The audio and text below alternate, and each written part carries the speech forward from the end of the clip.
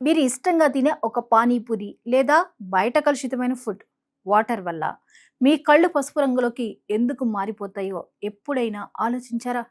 మనం సాధారణంగా పచ్చ కామెర్లు అంటాం కదా, అదే మెడికల్ భాషలో హెపటైటిస్ ఏ.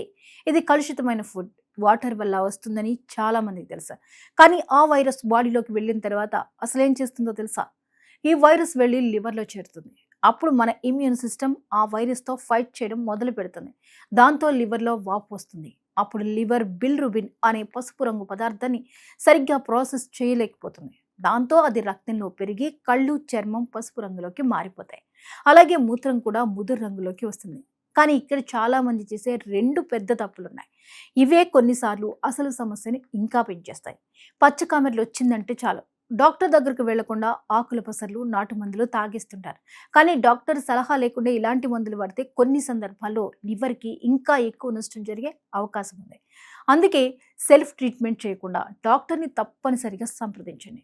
ఇంకో పెద్ద తప్పు, ఉప్పు కారం పూర్తిగా మానేసి ఏమీ తినకుండా పస్తులుండడం. కానీ అది కూడా మంచిది కాదు. లివర్ త్వరగా కోలుకోవాలంటే బాడీకి శక్తి కావాలి. అందుకే డాక్టర్ చెప్పినట్టు తేలిగ్గా అరిగే పోషకాహారం, తగినంత ద్రవాలు తీసుకోవడం చాలా ముఖ్యం. చాలా మందికి ఇంకో డౌట్ ఉంటుంది, దీనికి మందులు లేవంటే మరి ఎలా తగ్గుతుంది? మన బాడీలో లివర్కి ఒక ప్రత్యేకమైన శక్తి ఉంది. అది తాను మళ్ళీ రిపేర్ చేసుకోగలదు. అందుకే డాక్టర్ సలహా ప్రకారం విశ్రాంతి తీసుకుని తగినంత ద్రవాలు, పోషకాహారం తీసుకుంటే చాలా మందిలో కొన్ని వారాల్లో శరీరమే వైరస్ను అదుపులోకి తీసుకువచ్చి లివర్ మళ్ళీ కోలుకునేలా చేస్తుంది. మరో మంచి విషయం ఏంటంటే, ఒకసారి హెపటైటిస్ ఏ వచ్చి తగ్గిన తర్వాత సాధారణంగా మన బాడీలో యాంటీబాడీస్ తయారవుతాయి. దీంతో భవిష్యత్తులో ఈ వైరస్ నుంచి రక్షణ లభిస్తుంది. ఇది రాకుండా ఉండాలంటే నీళ్లు కాచి చల్లార్చి తాగండి. బయట ఫుడ్ తినేటప్పుడు శుభ్రత చూసుకోండి.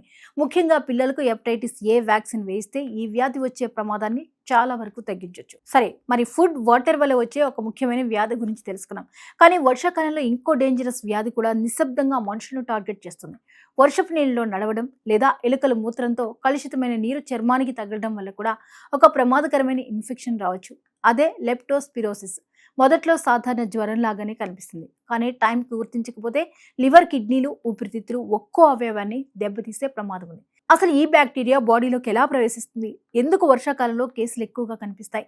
దాని లక్షణాలేంటి? ఎలా ప్రివెంట్ చేయాలి? ఇవన్నీ నెక్స్ట్ ఎపిసోడ్లో డీకోడ్ చేద్దాం. Until then stay safe, take care.